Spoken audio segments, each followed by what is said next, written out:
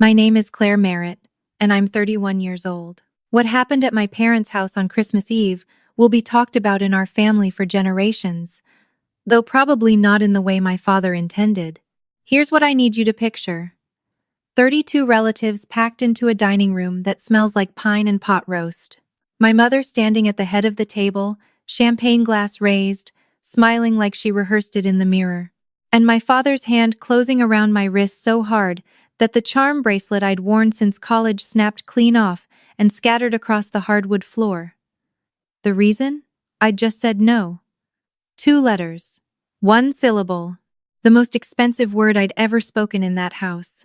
And when the man who'd been quietly sitting in his car in the driveway for the last 20 minutes finally walked through the front door, my father's face went from red to a color I don't have a name for. That man wasn't just my attorney. He was the managing partner of Merritt Holdings LLC. And Merritt Holdings LLC owned the building where my father had run his restaurant for the past 4 years. But I'm getting ahead of myself. Let me take you back to the beginning. Not Christmas Eve, further back than that. Back to the version of our family that everyone else got to see. Growing up, my brother Daniel was the son our entire household orbited. 3 years younger than me, effortlessly charming, the kind of person who got standing ovations just for showing up. My parents never hid the fact that he was their favorite. They didn't even try. When Daniel got a B on a test, my mother framed it. When I got straight A's, she asked why I hadn't gotten extra credit. When Daniel wrecked his first car, my father bought him a newer one. When I graduated summa cum laude from Georgia Tech, my father shook my hand and asked if I was seeing anyone. I moved to Austin at 23 for a software engineering job. Within 2 years, I was leading a team. By 27, I'd cashed out of a startup acquisition that put enough money in my account to make me quiet about it for a long time. I bought a lake house outside the city, 4 bedrooms, a private dock, 2 acres of cedar trees, and a view that made every brutal 70-hour week feel worth it. I paid cash. I told no one in my family except my grandmother, who kept secrets better than anyone I've ever known. That was 3 years ago. 6 months before Christmas Eve, my father called me for the first time in 4 months. Not to ask how I was doing. He wanted to tell me that Daniel was getting married to a woman named Becca, and that the wedding was set for the following spring. Wonderful, I said. I'm happy for him. Then my father said, almost as an afterthought, that Daniel and Becca would be needing a place to start their life together. Something solid, something real, and that he hoped I'd think about what I could contribute as a sister. I let that sentence hang in the air and said I'd send a nice gift from the registry. He didn't bring up the lake house that day. He didn't know about it yet. Here's how they found out. My cousin Renee, who I'd made the mistake of telling 2 Thanksgivings ago after 3 glasses of wine, mentioned it to my aunt. My aunt mentioned it to my mother. My mother, I would later learn, spent 3 weeks researching the property records before she ever said a word to me. She knew the square footage. She knew what I'd paid. She knew the dock had been recently refinished. She knew everything except the one thing that mattered most, that the house was untouchable for reasons that had nothing to do with sentiment. My mother called me in October and opened with, "We heard about the lake house. Not congratulations. Not that sounds beautiful, honey. Just, we heard about it," as though I'd been caught. I told her it was a private purchase, and I'd prefer the family not discuss it. She said, "Of course, sweetheart. We understand." And then she said nothing else about it for 8 weeks, which should have been my warning. My mother's silences are never empty. They're loading.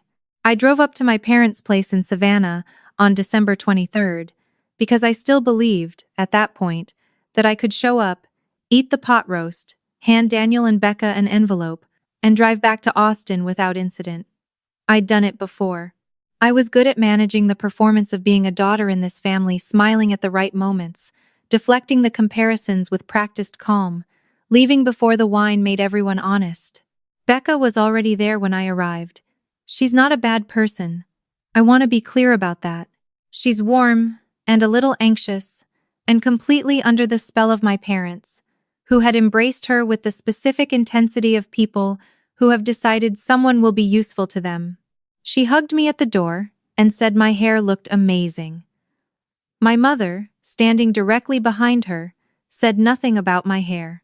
The house was full by 6 aunts, uncles, cousins, my grandmother, in her chair by the fireplace, 2 of Daniel's college friends, who seemed surprised to find themselves at a family Christmas dinner. My father was in the kitchen, pouring generously, and already wearing the expression he gets when he thinks he's about to win something. I should tell you about my father's restaurant, because it matters. He opened Merritt's Grill 4 years ago, after selling his share of a construction business he'd spent 20 years building. It was his dream, a southern comfort food place in a commercial district downtown. The food is genuinely good. The problem was he opened it in a building he was renting, and the previous landlord sold the property 18 months in. My father was terrified of losing the lease. He called me in a panic, one of the only times he'd ever called me for something other than an announcement about Daniel. I didn't tell him I was the one who bought it. I did it through an LLC, handled by my attorney Marcus Webb, who has been my legal counsel since the startup days. The lease agreement was signed with Merritt Holdings, named generically enough that my father never connected it to me. He'd been paying below-market rent for 3 years, reliably, never knowing his landlord was the daughter he'd forgotten to celebrate. Marcus knew everything. He also knew that if my family ever attempted something that crossed a legal line, he was one phone call away. Dinner was loud and warm, and I almost let myself relax. Then my father tapped his fork against his glass. The room went quiet the way rooms do when someone with a loud personality demands attention. My father has always had that quality, the ability to make silence feel mandatory. Before dessert, he said, smiling at the table, Carol and I want to share something special. He looked at Daniel and Becca, then let his eyes travel to me with a particular steadiness that I now recognize as the look of a man who has already decided how a conversation will end. As you all know, this family has always come first, and we believe that when one of us has something, we all share in it. He paused for effect. That's why we're so grateful that Claire has decided to give Daniel and Becca her lake house as a wedding gift. The room erupted. Applause, gasps, my aunt pressing her hand to her chest. Becca's eyes went wide and filled with tears immediately, which told me she'd known. Daniel looked at me with a grin that was just a fraction too confident to be genuine surprise. Claire, my mother said warmly, gesturing for me to stand. Come on, say something. 32 faces turned toward me. I was still holding my fork. I set it down slowly. I didn't agree to that, I said. The applause died. My father's smile held, but something behind his eyes shifted. Sweetheart, my mother said, her voice dropping into that particular register, soft, warning, coded in sweetness. We talked about this. We talked about what I could contribute to the wedding. I said I'd send a gift from the registry. The lake house is a gift, my father said. His voice had changed. Lighter, performative, still playing to the audience. You're a single woman, Claire. What do you need 4 bedrooms for? My grandmother, from her chair by the fireplace, turned her head slightly but said nothing. It's my property, Dad. I bought it. I didn't agree to give it to anyone. Oh, come on. My cousin Tyler from 2 chairs down, the one who'd called me uptight at every family gathering since 2019. It's not like you live there full time. They'd actually use it. That's not the point. What is the point? My aunt asked. Not unkindly, but with that particular family gathering tone that turns every statement into a referendum on your character. They're starting a life together. Then they should start it in a home they purchased themselves. I heard the intake of breath around the table. Someone shifted their chair. Daniel leaned back and crossed his arms. I can't believe you're doing this right now. I'm not doing anything. I'm clarifying that I didn't agree to something being announced on my behalf. You knew we were going to ask. Asking is different from announcing. My mother set her glass down. All that time alone up in Austin, and you still can't think about anyone but yourself. If you've ever sat at a table full of people who should love you and felt completely alone, you know what the next few seconds felt like. I kept my hands still in my lap. I'd learned years ago that stillness was the only power I reliably had in this house. The lake house is not available, I said. My father stood up. He came around the table slowly, which was somehow worse than if he'd done it quickly. He stopped behind my chair and put his hand on my shoulder, not gently. Claire. His voice was quiet now, close to my ear. For the table, it might have looked like a father having a tender word with his daughter.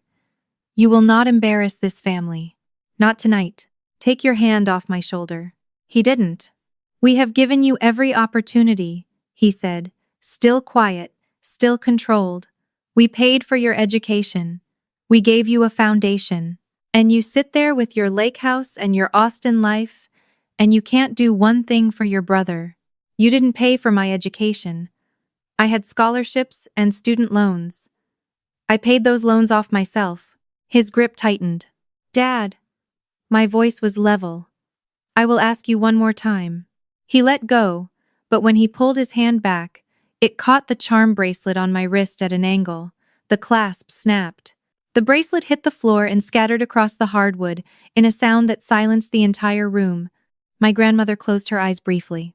I looked at the broken bracelet on the floor. My grandmother had given it to me when I graduated high school. It was the only piece of jewelry I wore without thinking about it, the same way you don't think about breathing. I bent down and picked up the pieces. I held them in my palm for a moment, then put them in my pocket.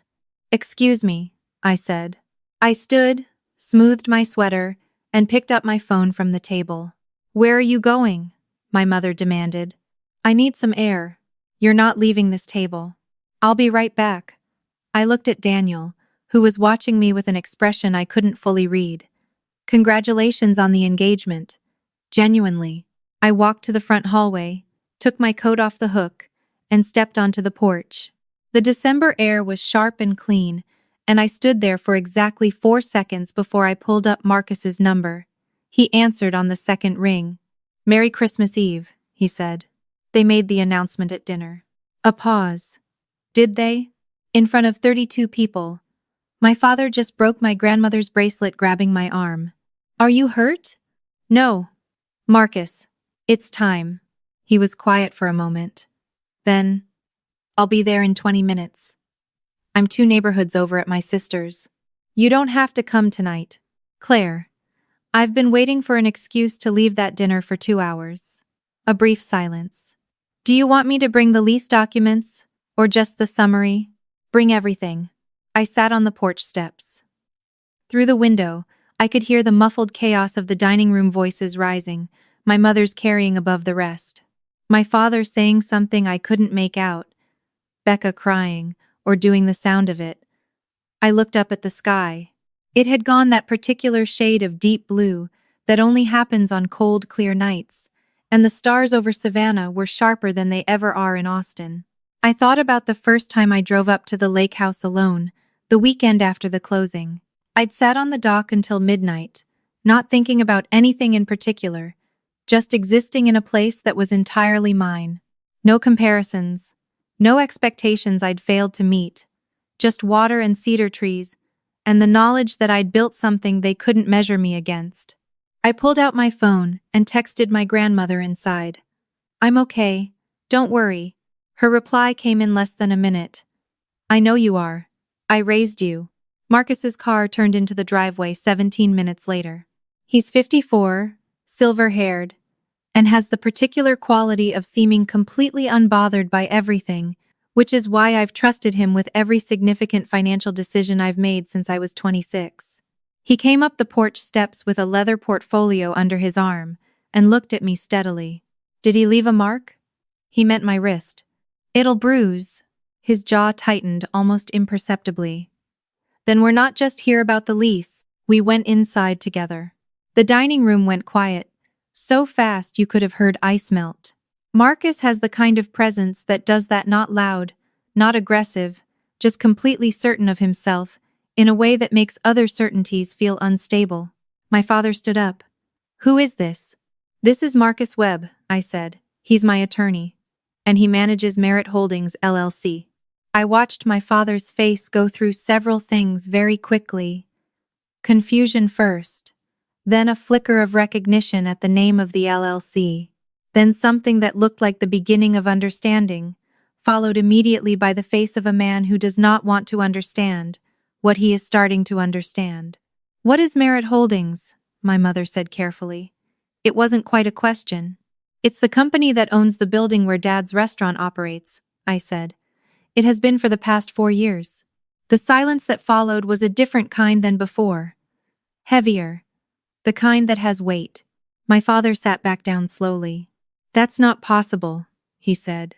Marcus opened the portfolio and placed a document on the table. Lease agreement. Merritt Holdings, LLC, as lessor. My father's signature at the bottom, dated 4 years ago. "I believe you signed this," Marcus said pleasantly, "when the previous owner transferred the property. You may recall the transition was handled through a property management firm. That firm represented our LLC." My father stared at the document. His face had a gray quality now that made him look older than I'd ever seen him. "You're my landlord," he said. "I've been your landlord since you were 11 months into your lease," I said. "I bought the building because I didn't want you to lose the restaurant. You'd called me scared, and I had the money, and I did it without telling you, because I knew you wouldn't accept it if you knew it was me." "Then why?" my mother started. "Because you would have taken it as proof that I owed you more. And more after that. And it would never stop. I kept my voice even. I kept the rent below market for 4 years. I never raised it once. I never used it as leverage. I was just quietly making sure you didn't lose what you'd built." My aunt made a small sound. My cousin Tyler had gone very still. "But I want to be clear about something," Marcus said, stepping in with the particular smoothness of a man who has spent 30 years in rooms like this one. "Tonight, Mr. Merritt, you made a public announcement on your daughter's behalf without her consent, representing that she had agreed to transfer a private asset worth approximately $850,000. You then physically grabbed her arm when she declined." He paused. "I have an affidavit from 3 witnesses prepared. Your daughter has asked me to hold it pending this conversation." "This is a family dinner," my father said. His voice had lost something. The performance quality was gone. "The moment you made it a public announcement in front of 32 people, it became a matter of record," Marcus said.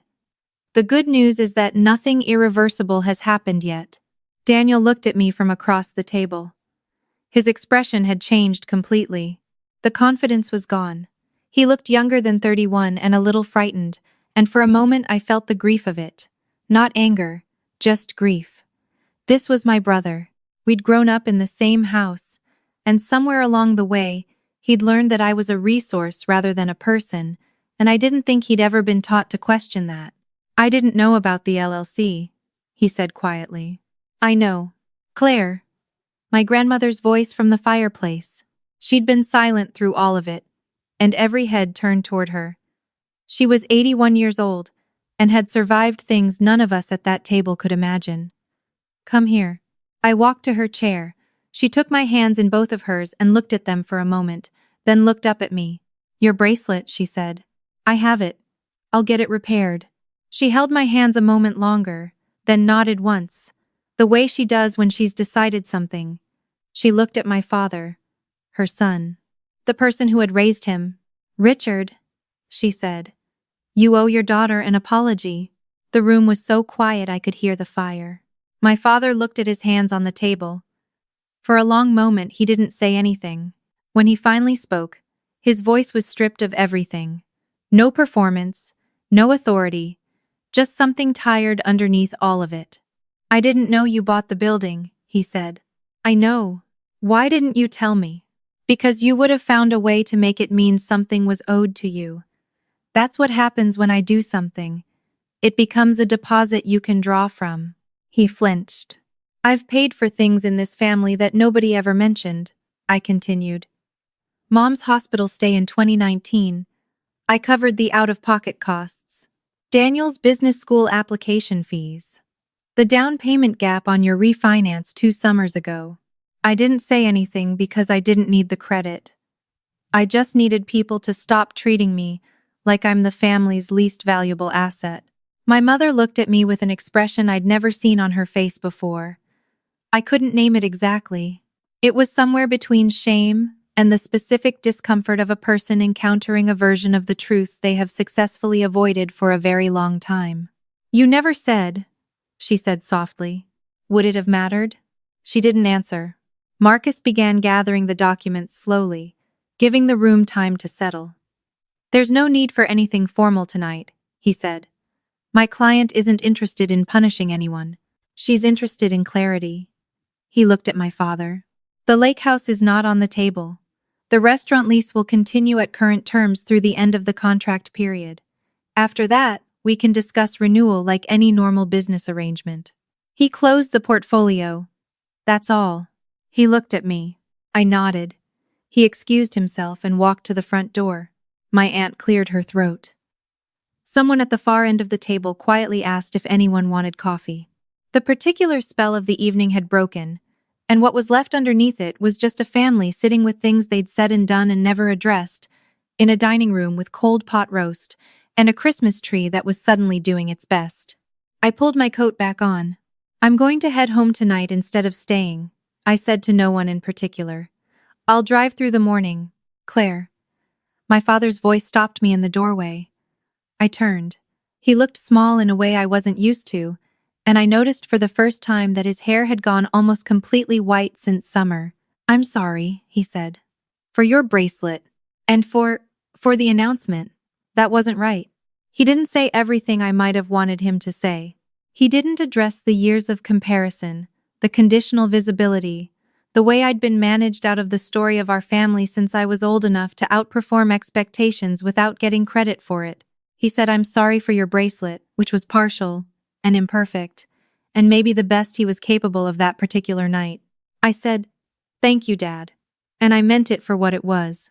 I hugged my grandmother at the door, and she pressed her cheek briefly to mine and said, very quietly, "I always knew it was you who kept his restaurant."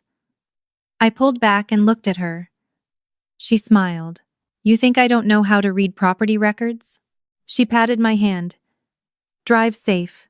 I drove back to Austin through the night, the highway empty, and the sky enormously dark and full of stars. Somewhere around 3 in the morning, Daniel texted me. "I think I've been an asshole to you for a long time without realizing it.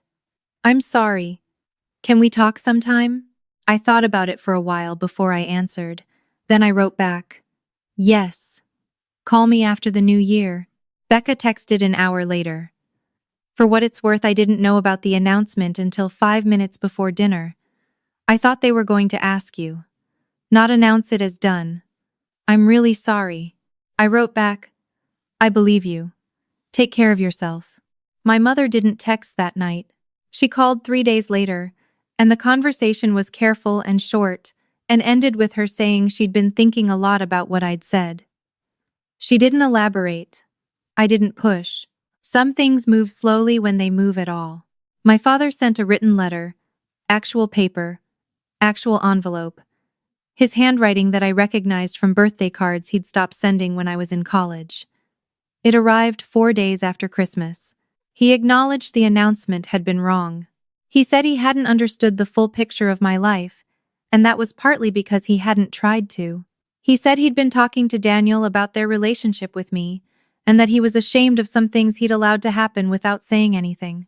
He asked if I'd be willing to have dinner with him in the spring, just the two of us. I set the letter on my desk in the lake house and looked at it for a long time. The lake house, that morning, had a thin skim of ice on the shallows near the dock. The light came through the cedars at a particular angle that only happens in winter, golden and low, and made everything look like a photograph of itself. I'd poured coffee and sat in the armchair by the large window and just watched it for a while. This was what I'd protected. Not the square footage or the appraised value or any number. This stillness. This specific quality of being somewhere that belonged to me. Marcus called that afternoon. The lease renewal conversation could wait until spring. Everything was legally clean. He'd prepared documentation of the wrist injury for my records, just in case, and was glad I didn't need to use it. He told me, before hanging up, that in 30 years of family law, the people who won the quietly were always the ones who had done the work before anyone was paying attention. That felt true, in a way that went past the situation. I spent New Year's at the lake house alone, which I'd done every year since buying it. I made a fire and read a book, and went to bed early, and woke up to the first day of a new year with the cedar trees perfectly still in the winter quiet, and the lake gone silver in the gray morning light. I thought about the version of the Christmas story my family might tell to the people who weren't there. I thought about the version that would eventually become dinner table shorthand, the night Claire brought her lawyer to Christmas Eve, and how it would probably arrive stripped of the 31 years of context that preceded it. I thought about how that was fine. I didn't need the full story to be known. I just needed to be the one who knew it. Here's what I want you to take from this, if you've made it all the way here. The people who underestimate you are not always malicious. Some of them are just used to a version of you that makes their own story easier. They've been so comfortable with who you were at 18, at 23, at 27, that they've never updated the picture. And when you quietly become someone different, someone with a lake house and an attorney and a property portfolio they didn't know existed, their first instinct isn't admiration, it's correction. Get back in the frame we made for you. You don't have to fight loudly. You don't have to make announcements or scorched earth speeches or dramatic exits. You just have to build the thing, protect the thing, and know your own value so precisely that no one else's measure of you can touch it. I still have the bracelet. I took it to a jeweler in Austin in January. He said the chain was clean, the clasp was the only thing that had broken, and he could repair it in a day. I wore it home from the shop and haven't taken it off since. If you've ever had to choose between keeping the peace and keeping yourself, you know exactly what this story is about. And if you've ever quietly built something that the people who underestimated you didn't know existed, leave a comment. I'd love to know I'm not the only one. Don't forget to subscribe and hit the bell so you don't miss the next one. I'll see you there.